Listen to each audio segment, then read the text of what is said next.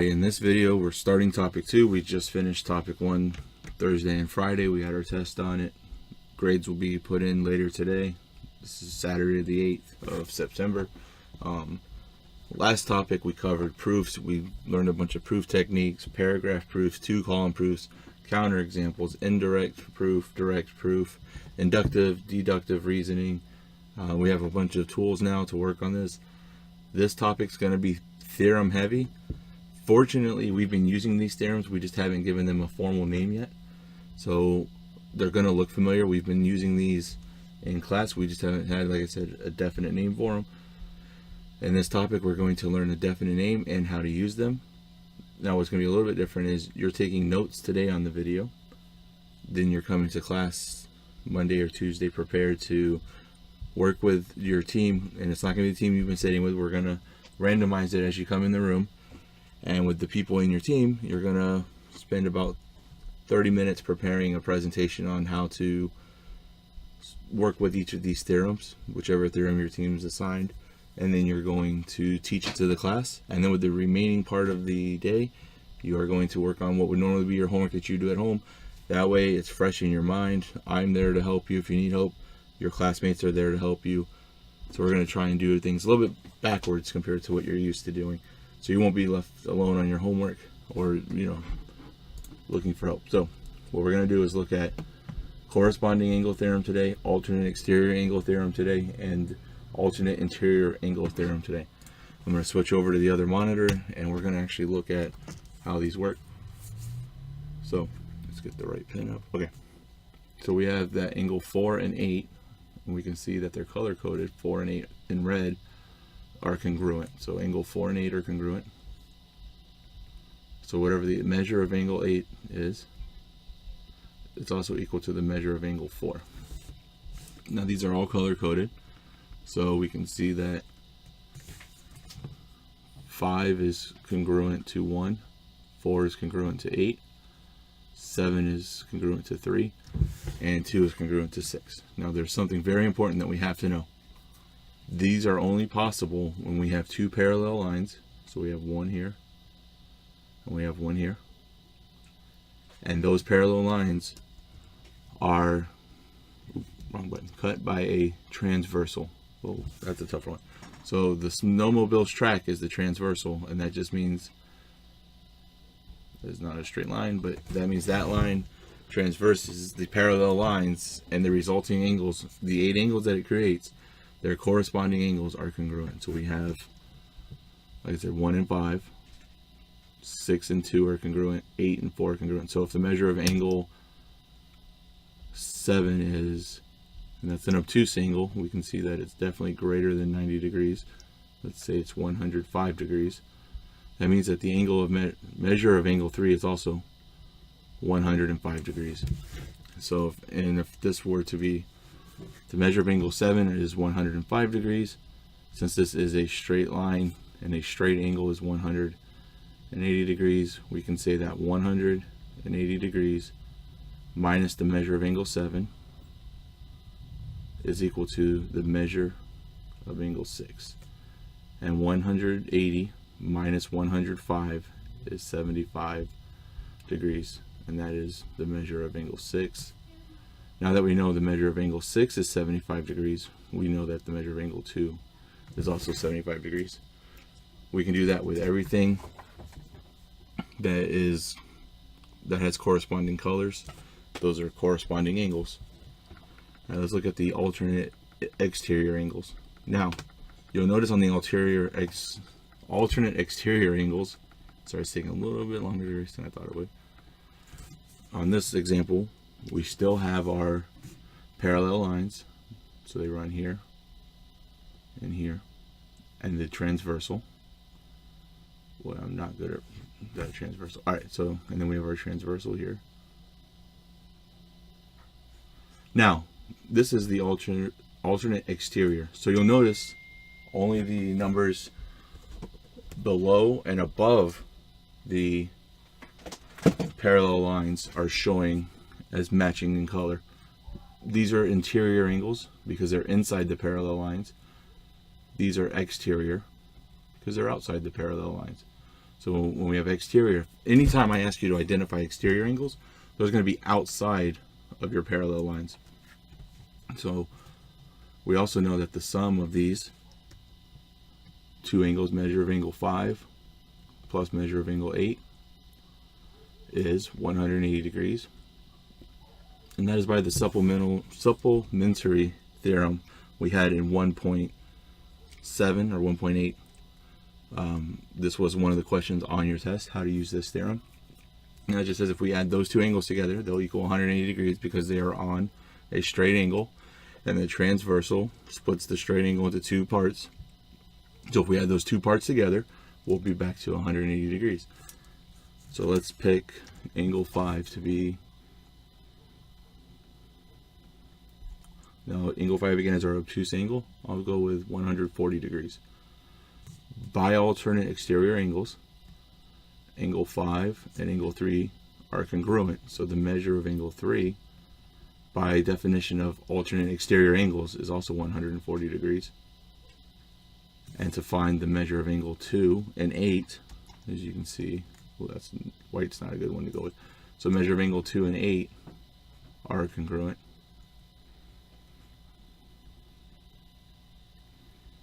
As well as measure of angle 5 and 3. That means that the measure of angle 5 and 8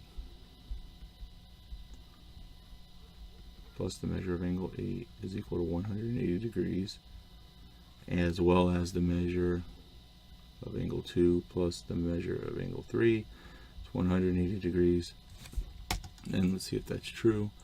Measure of angle 3 here is 140 degrees. That is equal to 180 degrees minus 140 minus 140. So that's going to be measure of angle 2 is 40 degrees. Now that I know the measure of angle 2 is 40 degrees, measure of angle 3 is 140, I can double check my work. 40 plus 140 is 180. That is my straight angles measure, so we did that correctly. Now I don't have to redo this step here because I already know that because of alternate exterior angles, measure of angle 2 and 8 are the same. So I can right now just go ahead and say 8 is also 40 degrees. So knowing these rules does help a lot with making things a lot easier. Let's see what happens if I use this eraser. Sorry, I'm new to the program still. It's not a very strong eraser. So again, your parallel lines cut by a transversal will always, the top angle, bottom angle, right angle, left angle, your straight angles will always equal 180 degrees. And once you do the work to find out two of the angles measures, you can use these theorems to prove without doing much that, oh, my pen died. Okay, you can just copy your answers here to here and say by alternate exterior angles, this is true. Same here. Now we're doing alternate interior angles. You'll notice that 2, 3, 5, and 8 are outside, or they're exterior to the parallel lines. So they're in black because we're not saying anything about these with alternate interior. We're only looking at the inside. And what we're saying on the inside is that 6 and 7, or 6 and 4, sorry. 6 and 4 are congruent. So in my 2-column proof, if I were to write this as my P side, my Q side would be alternate interior angles, or AIA, just for space, AIA. I can say that measure of angle 6 is congruent to measure of angle 4 by alternate interior angles, and then I can start moving forward from there. Something else I would want to do if I were to prove that, if I had one of the links, I would use my supplementary angle theorem. The congruent angle theorem isn't really going to do anything for us on these right now, because the way we're working these proofs is we're taking a number and we're showing it's congruent using the supplementary angle theorem, where we're taking the straight angle 180 degrees, subtracting the measure of our angle, and knowing that what is left, or the difference of those two angles, the straight angle and our known angle, will give us the third angle.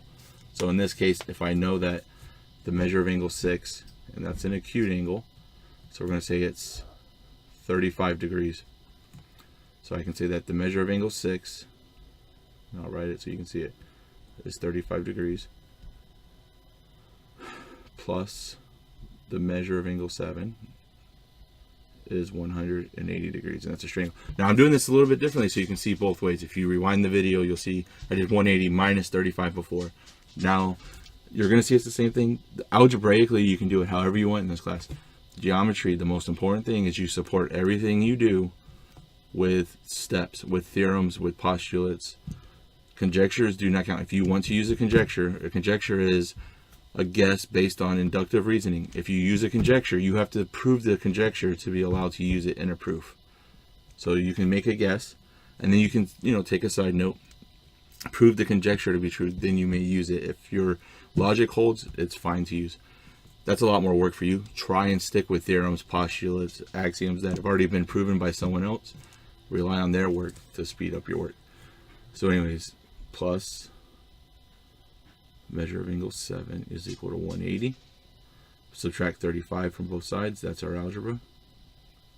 And now we know that the measure of angle 7 is equal to 145. And measure of angle 6 was 35 degrees. Now, what theorem tells us we can do this? This is still the supplementary angle theorem. It's just written differently. It's still saying that the sum of two angles, here's our first angle, here's our second angle, has to be 180 degrees. It's a straight angle that we're working off of. So that makes perfect sense, perfectly reasonable. See. So let's switch back over and look at these theorems written out. And I believe they're in conditional statements this time. So let's see. So our same side interior angles postulate. So interior means we're going to be looking at the inside. Let's switch over so I can do this. So same side interior. So we're looking at interior means inside the parallel lines. These marks here in orange show that the lines are parallel, and this is our transversal. So same side. So on the same side of the transversal, and they're on the interior of the parallel lines, show that their angles must equal 180 degrees. Sorry. So we've been saying that in class quite often. We just haven't had a formal definition for, or a formal theorem name. We've just been using a theorem. We've relied on it to be true. But now, as we continue in geometry, some things that we were allowed to kind of just say is true, what we were calling common sense. Most of you already knew this. Now we're getting definite names for these, and we have to start using those names. So we're going to be more and more exact in our steps as we move along. So our transversal intersects two parallel lines. We've said that. Then same side interior angles are supplementary. That means these two must add up to 180 degrees. So if angle 1 were to be, let's take a snip of that.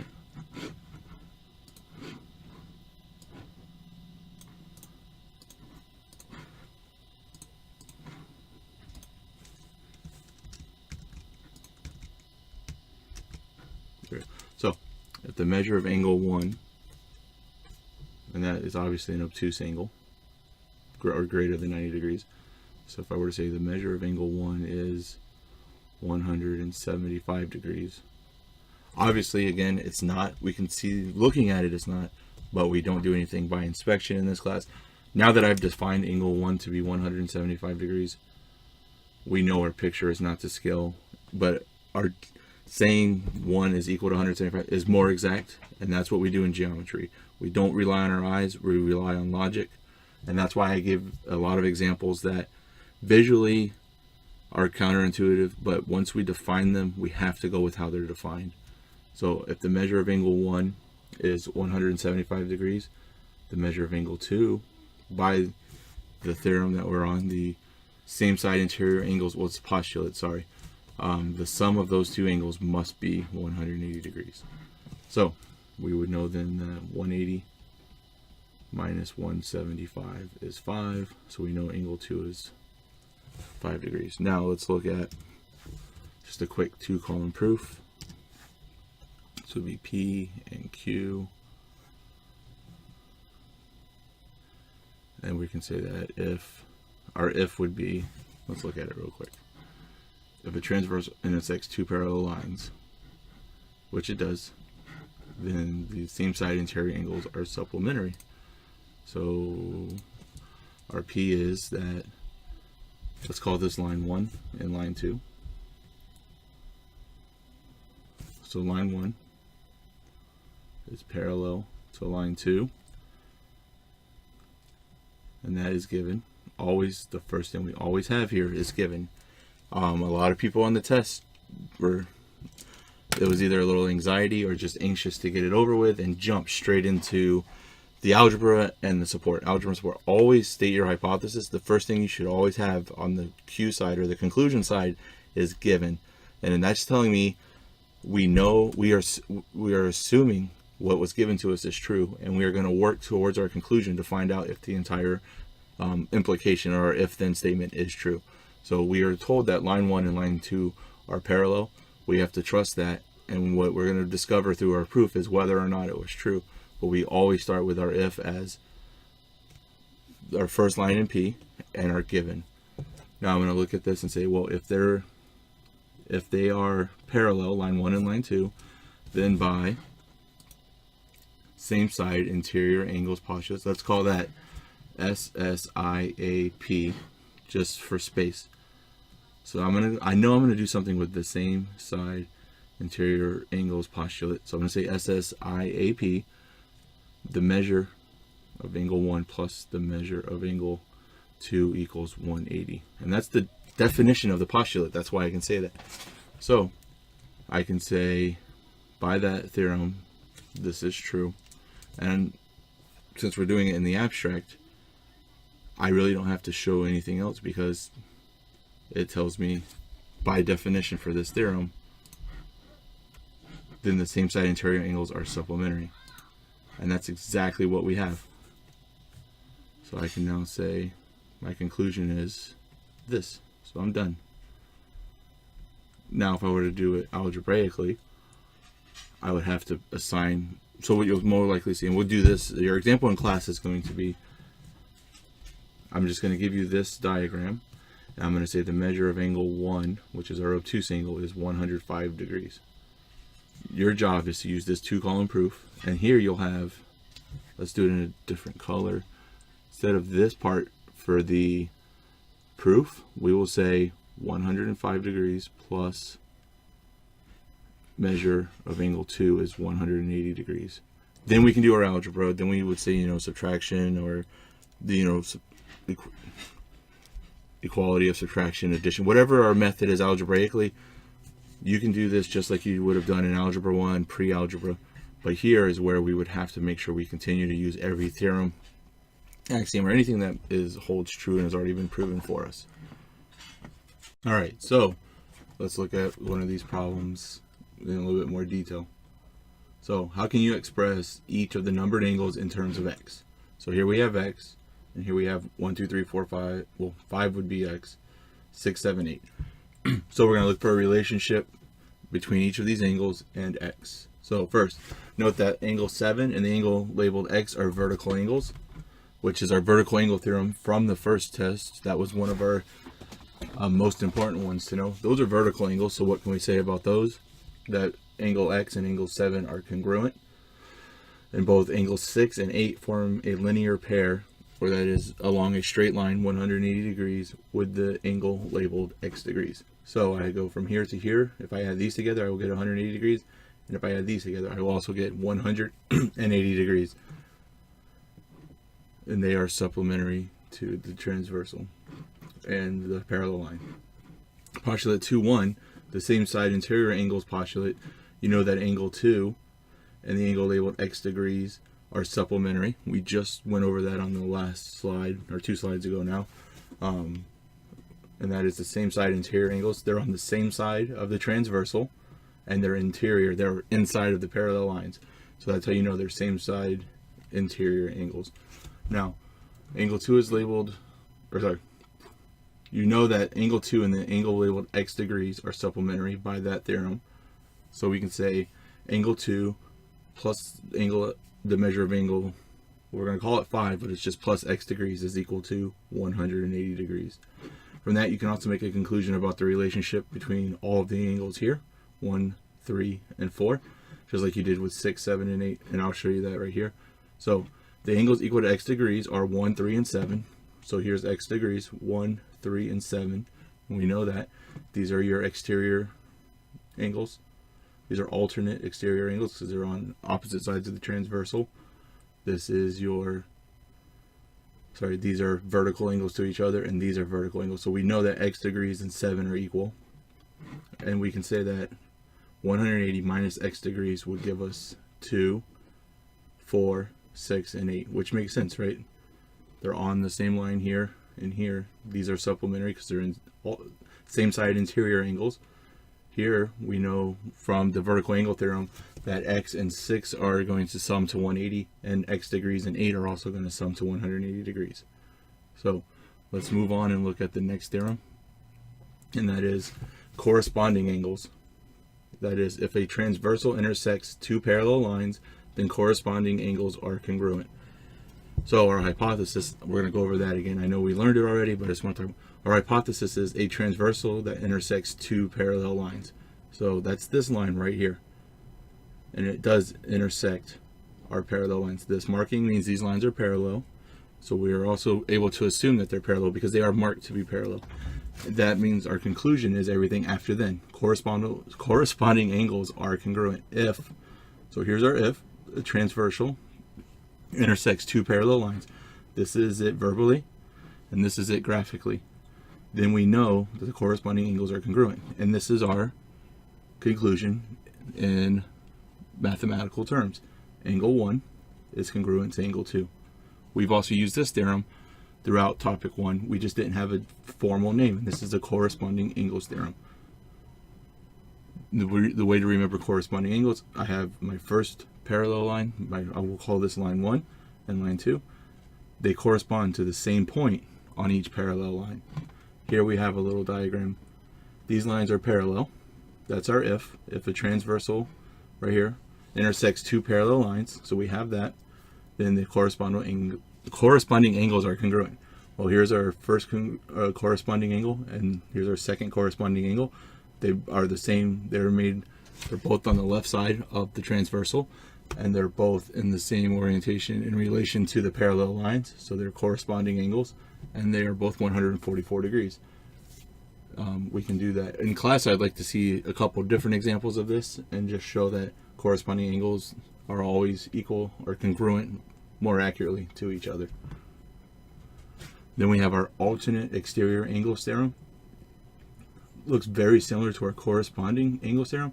What's different is now they're on opposite sides of the transversal. So alternate, think about it. They alternate. It starts on the left, then it's the one on the right. Or if you look at the one on the right, the alternate exterior is the one on the left. Note that for our parallel lines, they are both outside or on the exterior of the parallel lines, and they alternate on each side of the transversal. Again, if a transversal intersects two parallel lines, so we have this line and this line are assumed to be parallel, because that is part of our hypothesis, and we always start with assuming our hypothesis is true. So if a transversal intersects two parallel lines, then alternate exterior angles are congruent. So again, angle 1 is on the exterior of the parallel lines, angle 2 is on the exterior of the lines, and they're on alternate sides of the transversal. Once you start thinking about them that way, it's going to make sorting these formulas in your head so much easier and quicker. So our alternate exterior angles theorem says the measure of angle 1 is congruent to the measure of angle 2. So here is a full formal proof and problem. This is something that we'll actually do together in class after the lesson's taught, but I want to just talk through it really quick here. We are given that AC, line segment AC, is parallel to line segment DF. Let's just find those. Here's AC, here's DF. Now, that's given, and we can see graphically it's marked to be true. So we're not relying on inspection. We actually have parallel markings to know that this is true. If it just said AC and DF are parallel without the markings, we can still say it's given because it is defined to be here.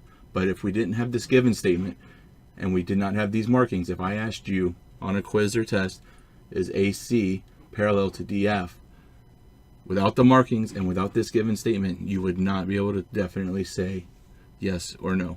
So be careful with that. Do nothing by inspection in this class. Support every statement you make with a theorem, with some sort of marking.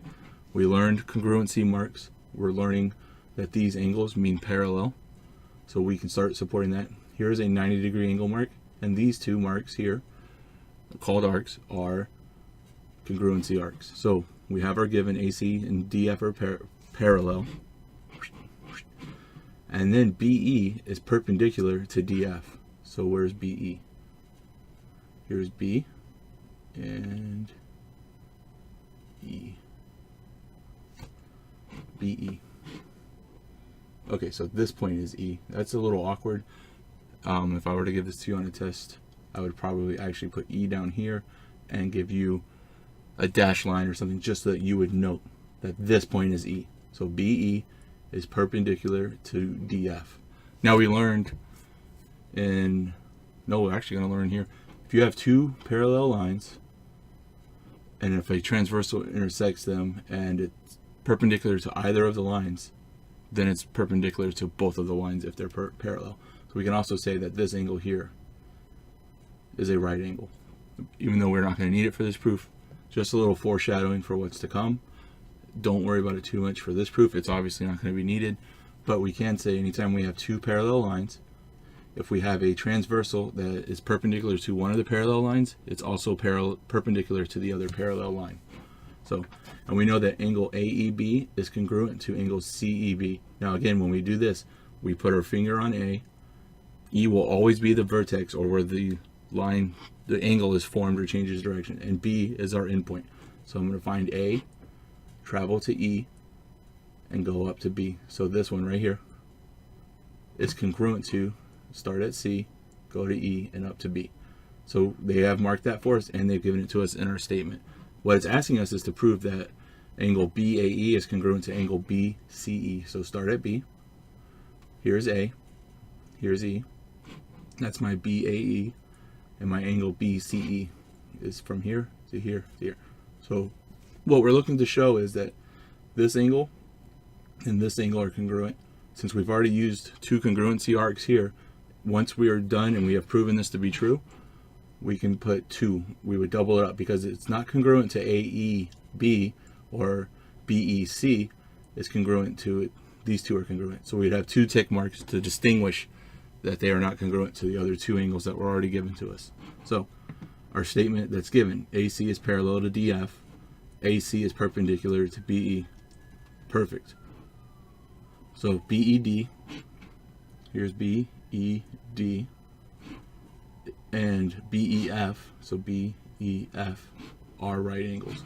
So let's do this. Let's take this over to the other screen and see if we can draw on this just a little bit to add some of this information.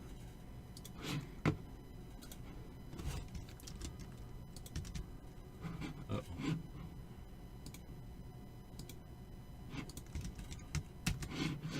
Interesting.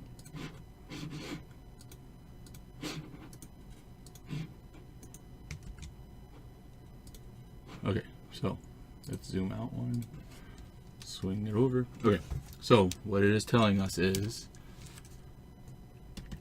oh, tablet shut off. There we go. Okay, so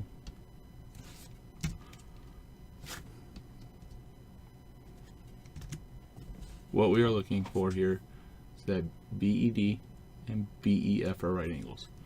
So B to E to D is a right angle. We already marked BEF, but now we can come in here and mark BEF to be a right angle as well. Theirs is much nicer than mine, but we're going to add on to this. Measure of angle BED is equal to measure of angle BEF. So BED is equal to BEF. Now you're going to say, didn't we just say that? But we have to establish every single step we make. So BED and BEF are right angles, and that is the definition of perpendicular lines. But now what we are establishing on this step is that perpendicular angles are 90 degrees, or definition of right angles. We're actually taking it and we're breaking it down step by step. And this is where geometry is so much different from algebra. Some people tell me, I love geometry, I struggled in algebra, and I hear it the other way around. I struggled in algebra and I love geometry. And that's because they're such different classes. This side, like I said, is your algebra side. You're free to kind of just do your steps, and as long as you're following the rules that you learned from all your other teachers, and you know these things are established to be true because you've been told they're true, they do hold up. But now on this side, this is our geometry side, we actually have to start taking the steps to show why everything's true. We can't just make statements anymore, we have to justify them. So the angle addition postulate says that the measure of angle AED and the measure of angle BEF are equal to 90 degrees, and measure of angle CEF plus CEB are 90 degrees. So let's look at those. AED, measure of angle. Okay, AED is this guy, and where's my other one? AEB. So that makes sense, right? See how I've highlighted these two angles? They cover exactly the 90 degrees. And we already know they're 90 degrees here, so that's perfectly fine. But we can make that statement, but how do we know? Well, if we know that two angles split a 90-degree angle, then their sum has to be 90 degrees. We did that in topic 1. So again, another very easy and common thing that we have always just been able to say or assume and move on, but now we have to actually give the reason why, and now we know it's the angle addition postulate. So from there we can say AEB is congruent to CEB. Let's go back up there and look at it. AEB is this one, and CEB is that one. Oh, my neighbor's in a good mood today. All right. So AEB is congruent to CEB. How can we say that? Well, conveniently for us, it was given. And if I erase these marks, I can come back and I see I have my congruency mark here, and I have my congruency mark here. So since that's given, we are allowed to reintroduce the hypothesis in here to support us in our steps. Perfectly fine. Just be careful that you're not running in circles, or you're going to have to go back and reprove everything. We haven't used that yet. We used this portion, and now we're using this portion down here. So do be careful. Use all of your hypothesis, or you're not going to be able to make a final truth value for this statement. But you don't have to use it all up front. Always start or anchor your problem with something that was given.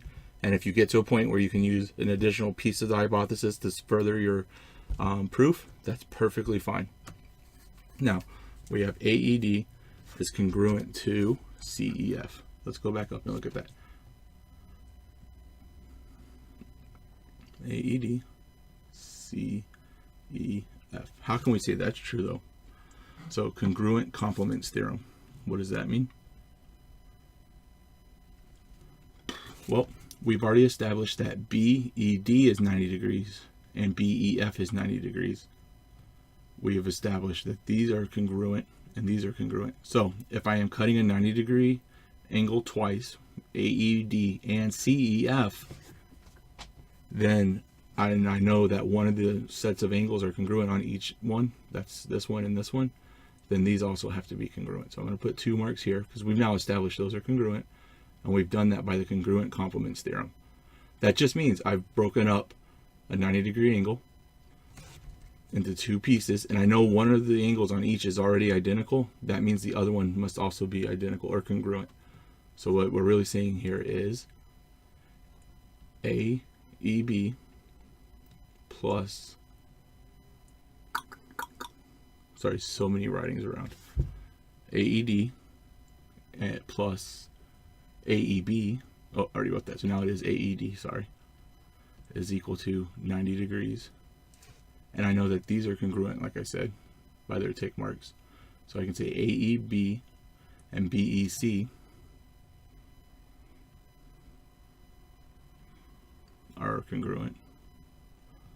Then if I were to, well, let me go ahead and write this other one here. So I have I should have here BEC, sorry.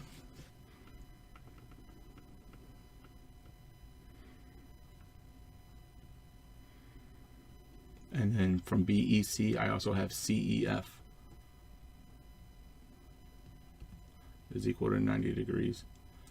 Knowing that CEF plus BEC is equal to 90 degrees and AEB plus AED is 90 degrees. Did I write that right? BEC, CEF. Yeah. AEB, AED. Yep. So if I say that they're both equal to 90 degrees, I can set them equal to each other. So I have CEF plus BEC is equal to AEB plus AED. But since I know BEC and AED are congruent, when I subtract them, they have the same value. They will cancel, and that tells me that CEF is equal to AEB. So that's our congruent complements theorem again. So now that we can see that, we know that these two are equivalent to each other right here. Then we can make our next step. We're going to do that in purple. And that's just saying that BAE is congruent to AED. BAE is congruent to AED.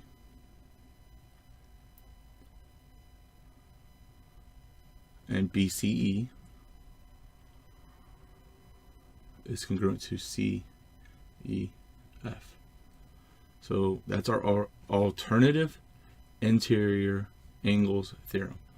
And let's look at why that's true. So we're saying BAE. Let's get a fresh little picture up here. I believe we may be on the point of confusing this a little bit with too much drawing on here.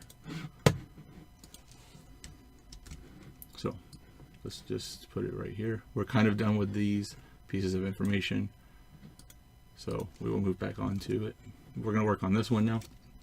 This is saying is BAE.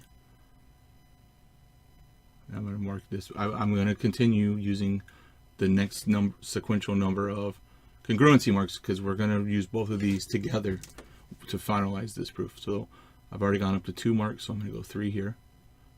So I know that BAE is congruent to AED.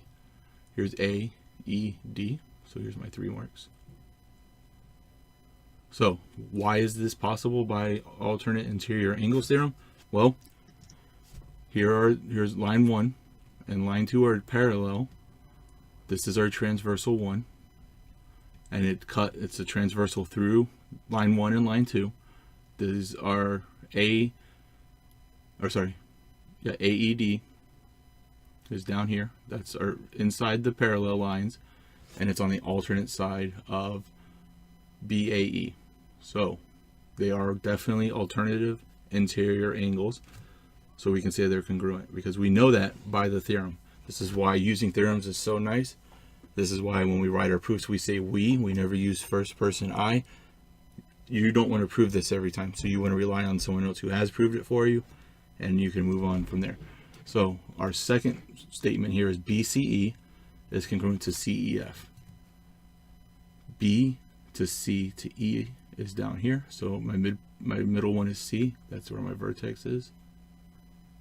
We're going to go ahead and do 4. We're going to stick with 3. We'll see why in just a second. Sorry. And CEF. CEF is here. Those are also congruent. And as you can see, line 1 is our first parallel. Line 1 and line 2 are parallel. T1, or T2, I'm sorry, our second transversal cuts through these.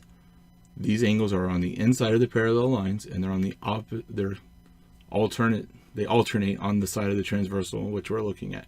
So these are definitely congruent by the alternate interior angles theorem.